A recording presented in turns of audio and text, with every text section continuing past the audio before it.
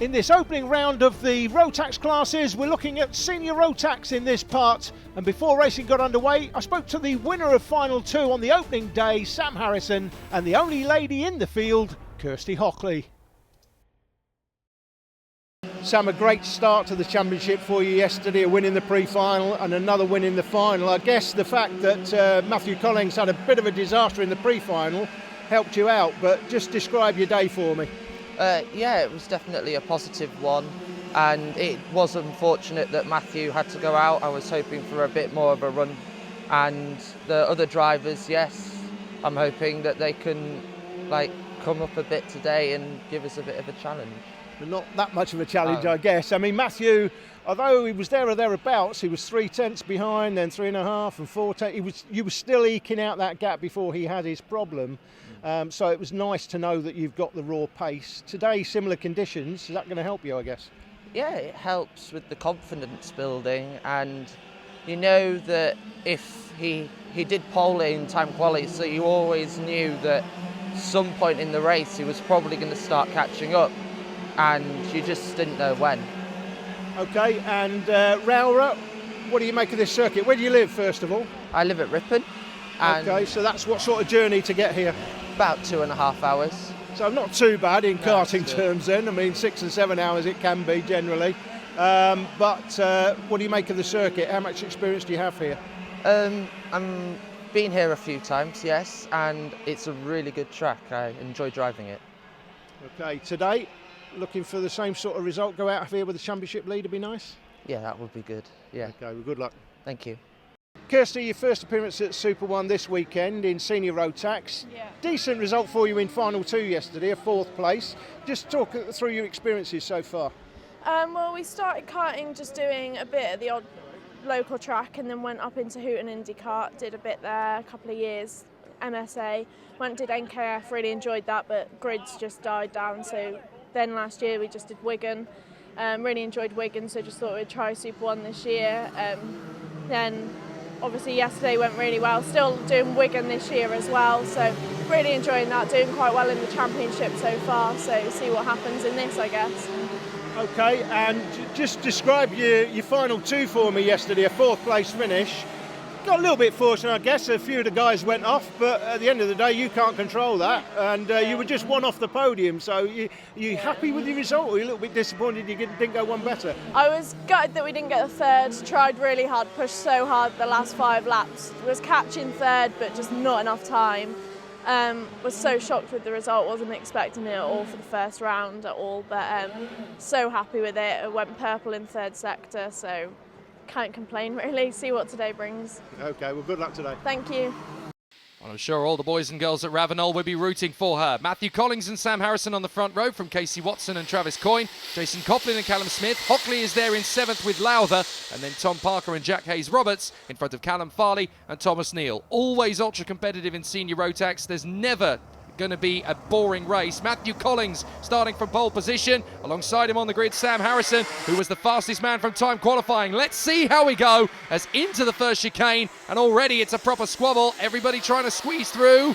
Very tricky in that first step. Oh, contact! Oh dear, unfortunately that is Jack Hayes-Roberts that's gone around. Just a little bit of a nudge, a love tap from Thomas Parker, and that's all it takes. That is a very hard break there for Jack Hayes-Roberts as Matthew Collins leads the race out front. In 2nd position, Sam Harrison still chasing down hard. 57, Jason Coughlin there was going up towards the S's in behind the 2 drivers in 3rd and 4th. I think it's Coyne now in front of Casey Watson, as they make their way down through towards Sunny Bend again, in through the left-hander, and to finish off the lap at Paddock Bend. But a really exciting battle in the offing between these two. Collins versus Harrison spells action. They are going to be absolutely on it through this race, and Travis Coyne is there in 3rd position, ready to pounce. This is going to be a really interesting battle. Casey Watson, the number 77, running 2nd in the championship at this point. Hopefully another great run from him. But Casey Watson is right in behind Travis Coyne. Then it's Coughlin. The first of the rookies is Scott Lowther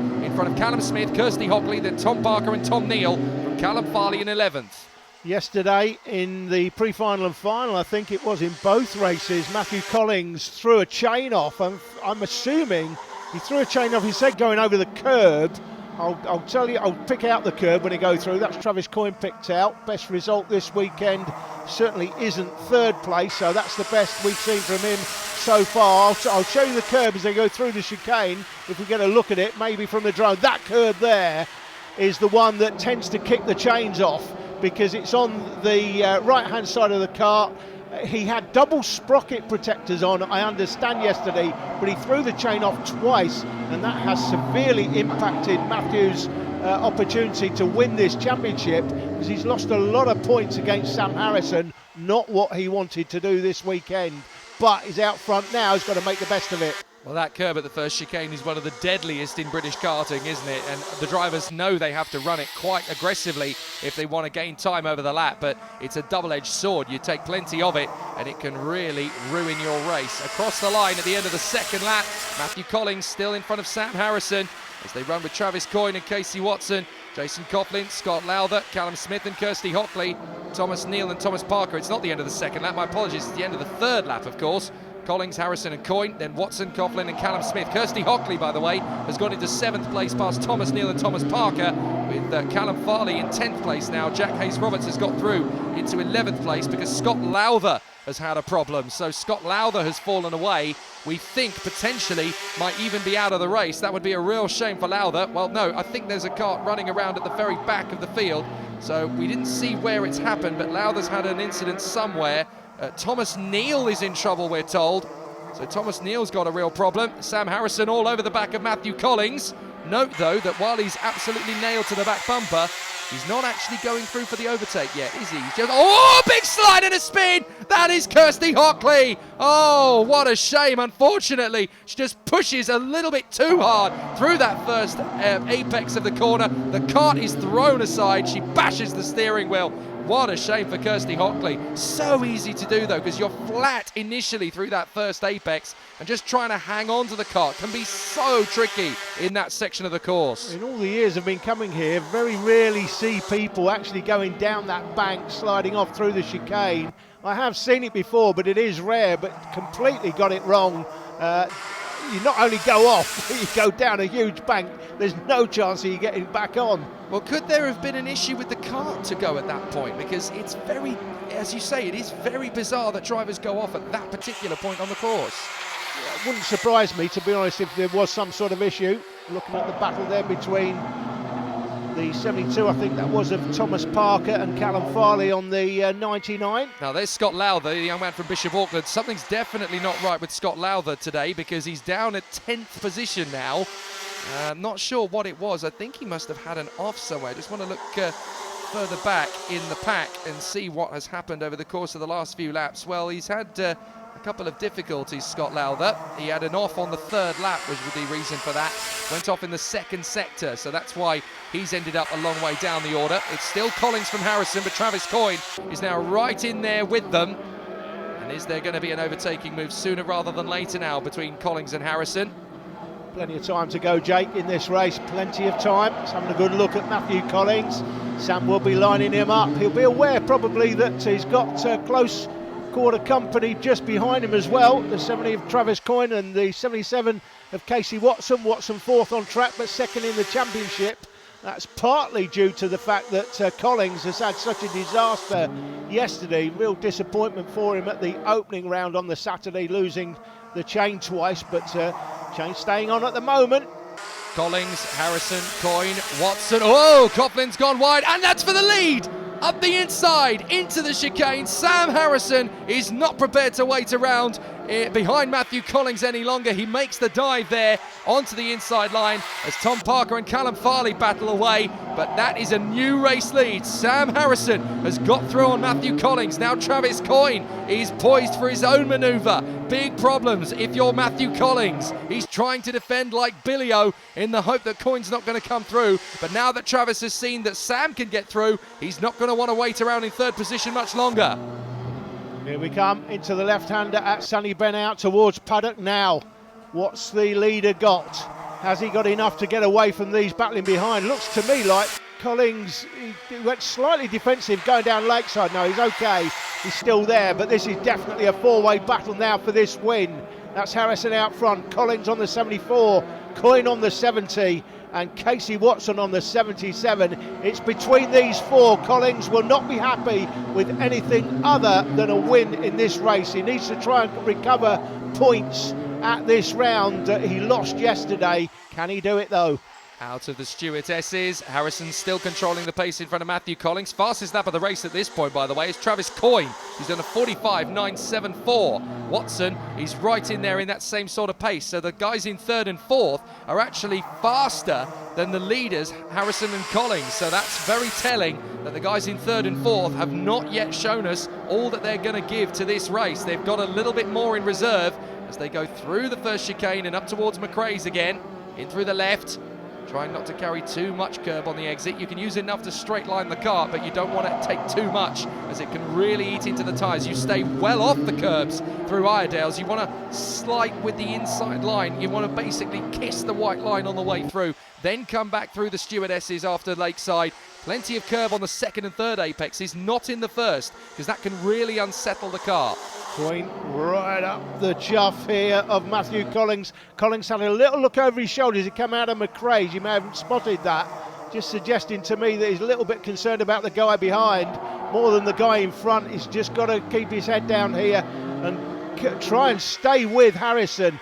That's that battle further back, and that's still raging. Yeah, that's Coughlin trying to get away from Callum Smith, who's really starting to increase his lap times now. He's just got a personal best in the second split. So Callum Smith, the leading rookie, is not done yet either. He's trying to reel in Jason Coughlin. So the fifth position battle might still go all the way down to the line. We're on lap 10 out of, well, with the time we've got, I reckon it's going to be 14 laps again. It's been about that for most of these classes because, of course, the age is different and the karts are slightly different in terms of the way that the engine output is tuned, but in essence it's fairly similar equipment once you get into a Minimax to then convert up to a junior, to convert up to a senior. The only major difference is the spec of the chassis and then the power output from that Rotax engine. You just get a little bit more power as you go up through the classes, maybe a couple of thousand revs more each time.